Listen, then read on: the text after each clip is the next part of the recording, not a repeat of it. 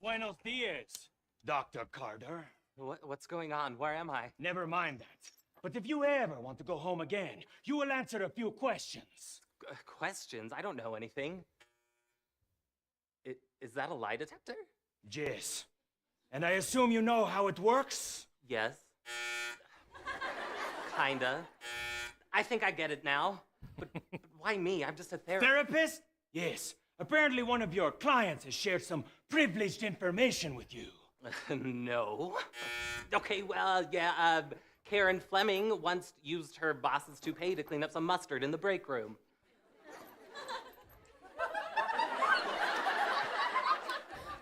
On accident. I'm sorry, Karen.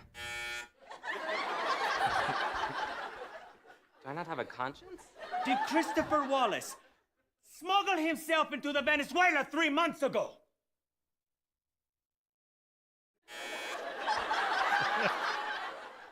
Were you thinking about lying to me? No.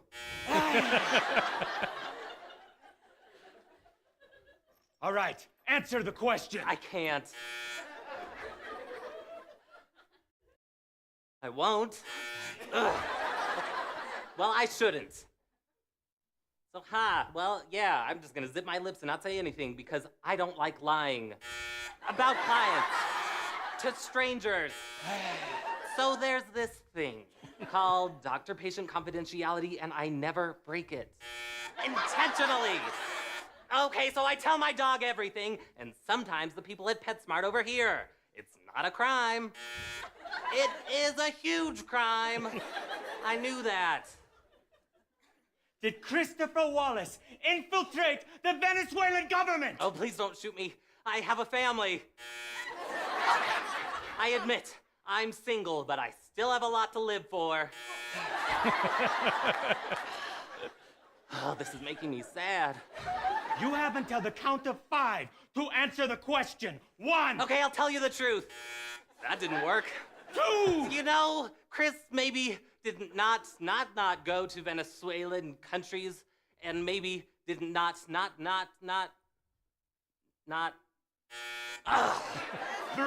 Ugh, why can't I outsmart you? I am a doctor. I am. I have a current medical license. Yes, I knew you would buzz that time. 4. 5. Yes, okay, yes. He went to Venezuela, planted some spy equipment, and met a great girl named Maria. She's blonde and brunette. I don't know why I lied. Gracias for your help, Dr. Carter. But I'm afraid that this is goodbye. But no, please. Dr. Carter! What? Chris. Sorry you got wrapped up in all this, Dr. Carter. Oh, no, thank you for saving me. You didn't tell him anything about Venezuela, did you? What? Nope. Clearly, I don't know how this thing works.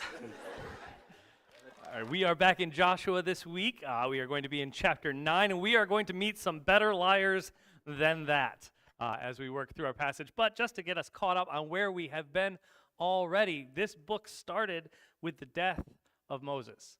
He has passed away. The leader of Israel, who had been leading them for the last 40 years, is gone. And they are left with a new young leader in the name of Joshua, who has taken his place. And it starts with this mentality that throughout the book of Joshua, they needed to keep first and foremost in their mind the fact that God had promised them this land. And they are going to go into the land, and they are going to receive this gift for the first time from their God. This promise that was given all the way back in Genesis chapter 15 is now going to come to fruition in the lives of these Israelites. So as they go in, they know that the Canaanites have been basically offered one of 3 options. They can agree with God that God has given them this land and that this land now belongs to the nation of Israel. And in so doing, say, you know what? We agree with God that this is your land. And in fact, we want to follow this God as well. We will become proselyte Jews. We will become part of the nation of Israel, and we will follow your God. In which case, their lives wouldn't change all that much other than that they would be following God now rather than their idols. The second option was given to them. Agree with God that this is now Israel's land and leave. They can live anywhere they want, just not here. This land was reserved and given to Israel so they can leave the land. The third option is to disagree with God, is to say, God, we don't agree. We are going to set ourselves in opposition to you. We are going to declare ourselves your enemy, and we are going to fight against you, in which case God says they would be devoted to destruction. That's the phrase that he uses through the book of Joshua. So now, as Joshua is leading the Israelites into the land, he is told to be bold, to be strong and courageous as he leads the Israelites into the promised land, because God is with him. The same God that was with Moses, the same God who had been with Israel since they left Egypt, is the same God who is now with them as Joshua is their leader and as they're crossing the Jordan River into the promised land. He proved it because in the same way that he split the Red Sea for the Israelites as they were escaping Egypt, he split the Jordan River and let them walk through on dry land as they go into the promised land. So then we saw as they got across the river, as they went up to battle Jericho, that God's timing and God's plan, no matter how ridiculous it seems as he's giving the instructions, like walk around a wall 7 times and shout at it and watch what happens, when God's timing and God's plan come together, it brings victory. And they were able to conquer the city of Jericho because it was God's timing and God's plan. But then last week as we got together, we saw that Israel's sin, Israel's rebellion, specifically the rebellion of a man named Achan, as he set himself against God, brought defeat. As they went up to battle Ai, they suffered a great defeat because there was sin in their camp. And it was only after they dealt with that sin, after they dealt with Achan and his family, that then they went up to battle against Ai, and they were able to be victorious. So we saw that God's timing, God's plan brings victory. Israel's sin brings defeat. But now they are right back on track. They are following God again. They have purged the sin from their camp. They've defeated Ai, and now they're going to start occupying the land of Israel. And this is what we see as a response from the nations throughout the rest of Canaan, the land that we now talk about as Israel. It says, as soon as all the kings who were beyond the Jordan, in the hill country and in the lowland, all along the coast of the Great Sea, toward Lebanon, the Hittites, the Amorites, the Canaanites, the Perizzites, and the Hivites, all the Jebusites heard this. They gathered together as one to fight against Joshua and Israel. So as they see Israel come across the Jordan, as they see Israel start to have these victories, as they compare those to the rumors that they had heard of places that Israel had conquered beforehand, as they were wandering the desert and as they approached the promised land, they realize, okay, they may look like a small nation, they may look like a small people group, but they got this God guy with them. And it seems like every time they go to battle, even if the place is like Jericho, highly fortified, way more powerful than what they should ever be able to conquer, they keep ending up with these miraculous wins. And there's no one of us who is so strong that we think we can beat them if Jericho couldn't. We don't think we can stand against this God that they have if Jericho couldn't. So what we should do is we should all come together and form one large army, the enemy of my enemy is my friend mentality, and we should gather together and we're going to fight them as one large group. And this is how almost everyone else in the land responds to Israel's presence. But then we end up with this one other group. It's the Gibeonites. See, the Gibeonites were part of the Hivites. They lived in the land of the Hivites, but they were their own separate tribe.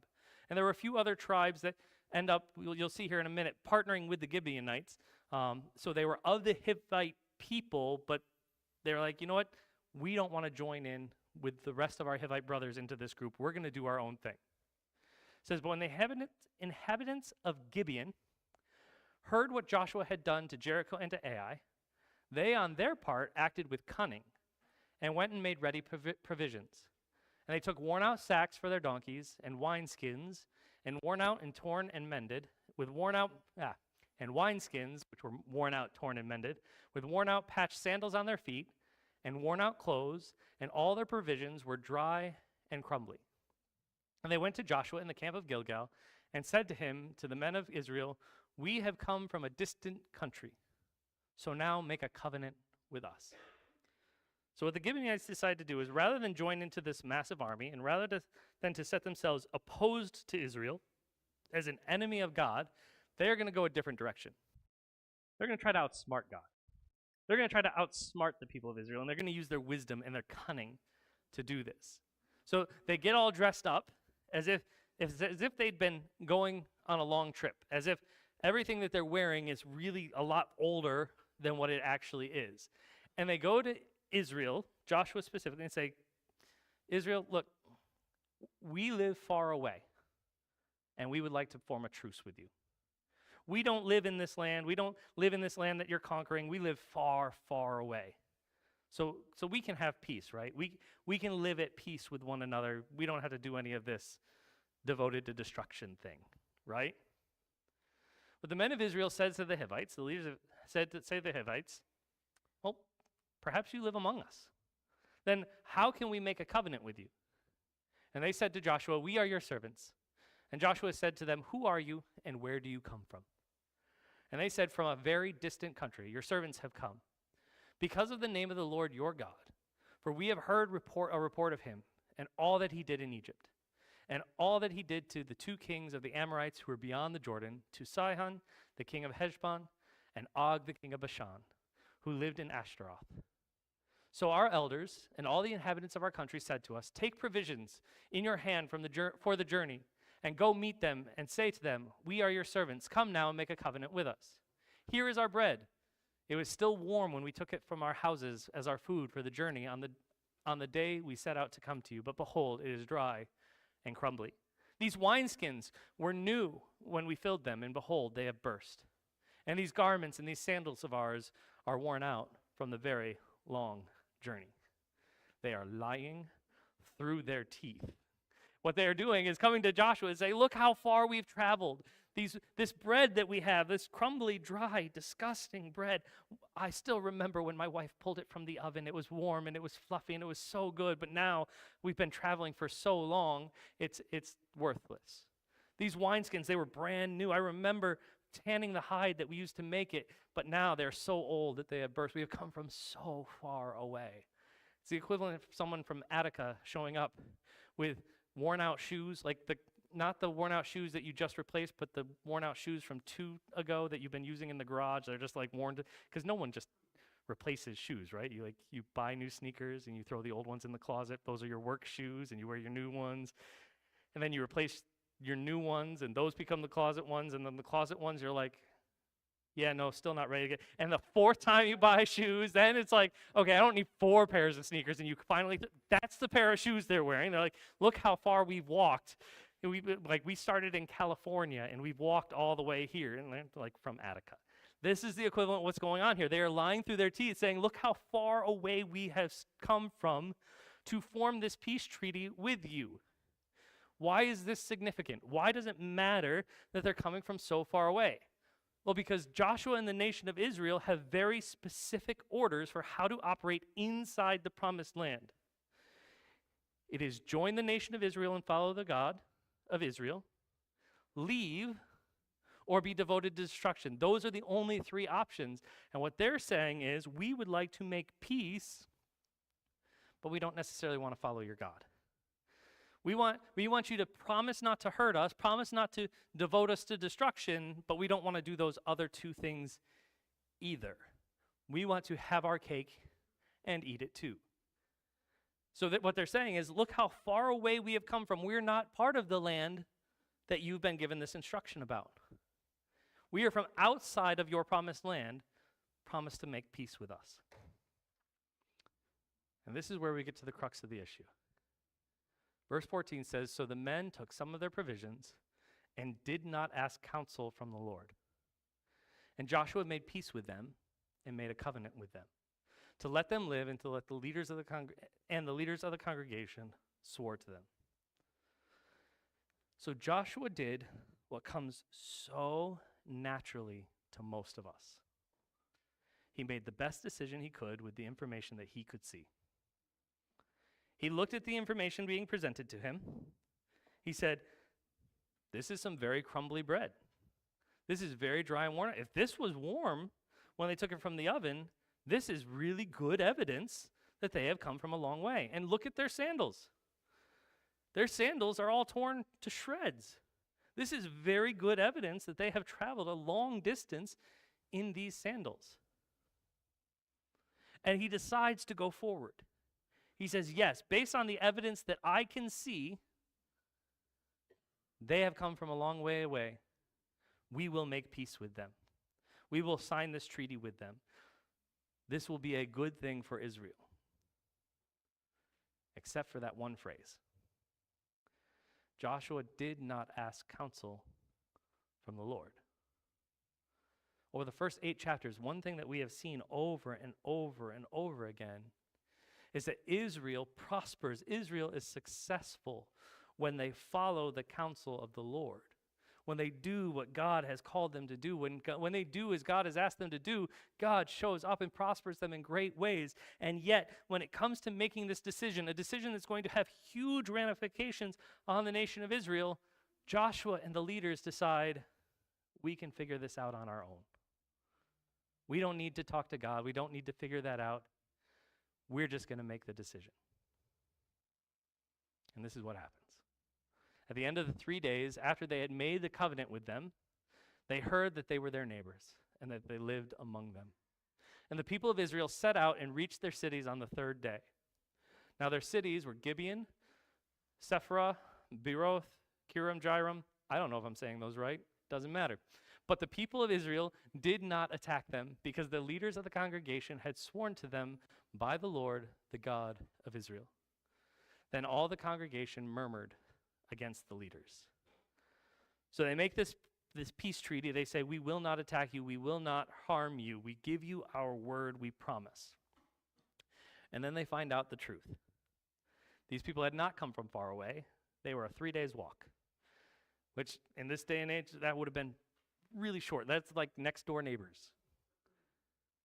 And when they figure this out, they get there, they find out they have totally messed this up. Because now they have made a promise, a vow to people living inside the promised land that they will not fulfill the command God has given them. And the people of Israel are mad. They're angry. It says the congregation murmured against their leaders. And you know what? Somewhat rightfully so. Because the leaders have made a big mistake here. They've gone on their own wisdom, their own decision-making ability, and they never asked God for counsel. And the congregation is upset about it. It says, but all the leaders said to the congregation, we have sworn by that to them by the Lord, the God of Israel, and now we may not touch them. This we will do to them. Let them live, lest wrath be upon us, because of the oath that we swore to them. And the leaders said to them, let them live, and they became cutters of wood and drawers of water for all the congregation, just as the leaders said to them. The leaders find themselves stuck between a rock and a hard place. They want to follow God and do what God has called them to do, but they have given their word, which would have also been giving the word of God. It would have been saying, we swear by God, the God that we follow, the God that we obey, that we won't hurt you. So to go against that treaty, to go against that word, would be to shame their God, but to obey their God would have been to go against their word. They're stuck. And so they go to the congregation and they said, we need to figure out a way to make this right, and we don't know how to do that. So this is their idea. We're going to let them live. We're not going to harm them. We're not going to devote them to destruction. But we're not going to let them just live freely either. So what they say is, we are going to make them our servants. We're going to let them come into our camp, live in our camp. They will not necessarily have to become followers of our God, but they will live with us in our camp, and they will work for us. They will be our cutters of wood, the drawers of water. They'll basically be our servants or our slaves. This is, by the way, you notice at no point a prescription from God. At no point is God saying, this is how you fix your problem. This is how you get it right. God goes amazingly quiet during this period of time in Israel's life. They're not asking his opinion. And so they keep just compounding this idea of what they think is right. It says, let them become cutters of wood and drawers of water in our congregation. It's Israel's idea to go, we'll just make them slaves. This will be great. Everything will work out just fine. we're not going to get there today, but go forward in the story, and what you'll find out is it doesn't work out just fine. But Joshua summons them being the Gibeonites and their cohorts, and he says to them, why did you deceive us, saying, we are very far from you, when you dwell right among us? He says, now therefore you are cursed, and some of you shall never be anything but servants, cutters of wood, and drawers of water from the house of my God. They answered Joshua, because it was told to your servants for a certainty that the Lord your God has commanded his servant Moses to give you all the land and to destroy all the inhabitants of the land from before you. So we feared greatly for our lives because of you and did this thing.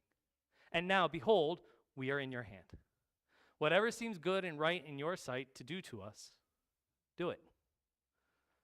So he did to them and delivered them out of the hands of the people of Israel, and they did not kill them. But Joshua made them that day cutters of wood and drawers of water for the congregation and for the altar of the Lord to this day, and in the place that he should choose. So the end of the story is he goes back to the Gibeonites, and he's like, why did you do this? Why did you lie to us? Why did you deceive us into making a peace with you? And their answer actually makes a lot of sense. They had heard about their God. They said, we heard about your God. We heard what he does. We heard what he did on the other side of the Jordan. We heard what he did as you left Egypt. We heard what your God does. And honestly, we're kind of afraid of your God. He's a pretty powerful being that keeps giving you win after win after win. And we looked at it and we went, we do not want anything to do with that. We are going to go try to make peace. But they're not going to make peace with us, so we're going to have to trick them. So that's what we did. But it all comes down to, we respect your God so much, we fear your God so much, that we did not want to tangle with him. And the thing that I find interesting here is how that contrasts with Israel themselves at this point, the leaders of Israel, the ones who should be recognizing the power of their God, the ones who should be recognizing the incredible things that their God has done, the ones who should realize, man, every time we go and ask God what to do, he does some pretty cool things. He just dropped the wall of Jericho. He caused, when I went and asked him what I should do about the Jordan River, he said, have the priests go put their ankles in the water. And as soon as the priests put their ankles in the water, whoop, it just split, and we walked through on dry ground. Every time I have gone and asked my God what I should do, God has showed up in incredible, incredible ways. That should have been Israel's front, like the thing that was right in front of their eyes. And their response was, nah, I got this. No need to bother God with this one. I can figure this one out on my own. And it leads them right into a scenario where they are doing the very things that God has called them not to do. They are allowing people to maintain their property in the land that God has promised to Israel. They are putting people into slavery rather than welcoming them into the camp as brothers and sisters.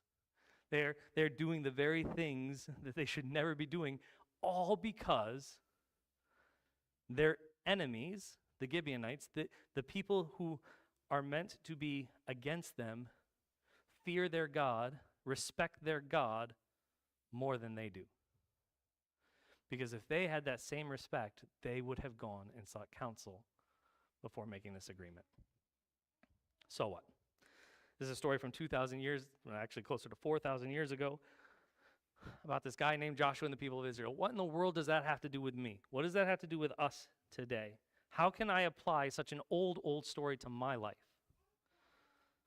Well, if this wasn't obvious, pray.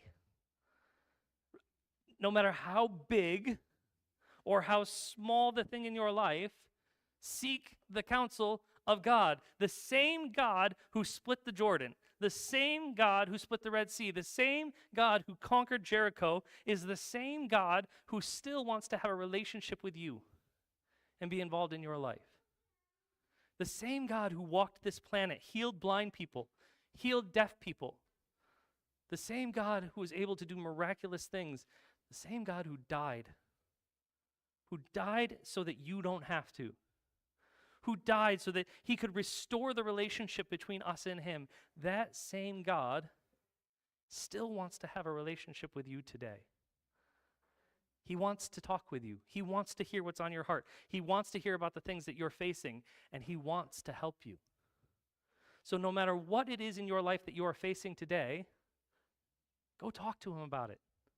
Tell him, God, this is the thing that I can't figure out. God, this is the thing that is hurting my heart. God, this is the thing that's keeping me up at night. This is the thing I'm stressed about. Whatever it is, go talk to him. Seek the counsel of God the way that Joshua and the leaders did not. Second, and this is absolutely a self-serving one, go easy on your leaders. They get it wrong sometimes. I get it wrong sometimes. We get it wrong sometimes because we fall into the same trap that Joshua fell into. We make decisions based on the best information that is presented at the time. And when we do that, we get it wrong sometimes. And there are many times that, like Israel, you are probably right to grumble about your leaders.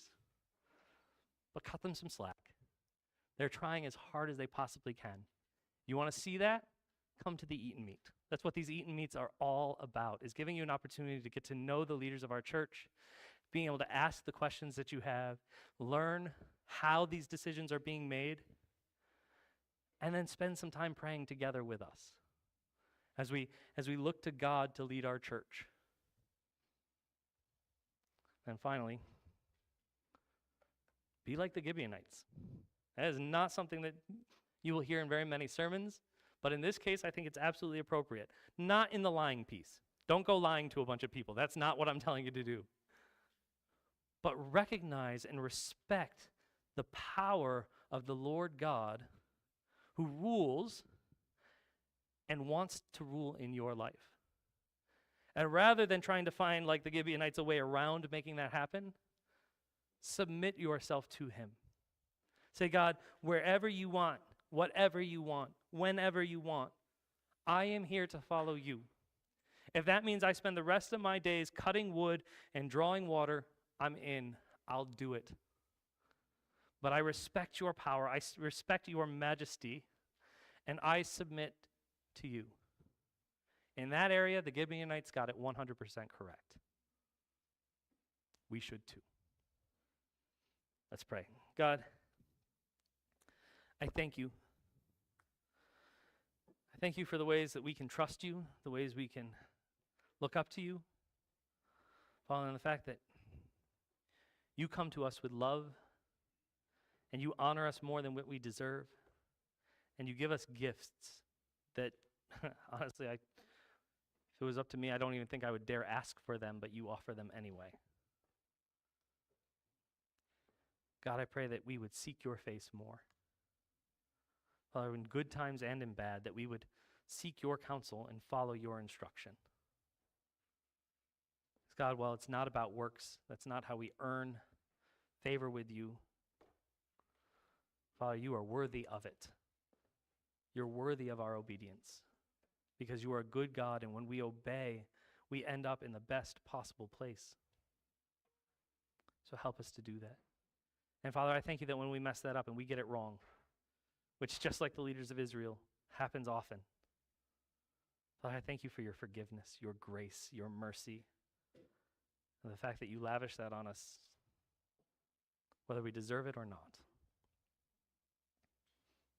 Father, that is what drives us to worship. That is what drives us to praise.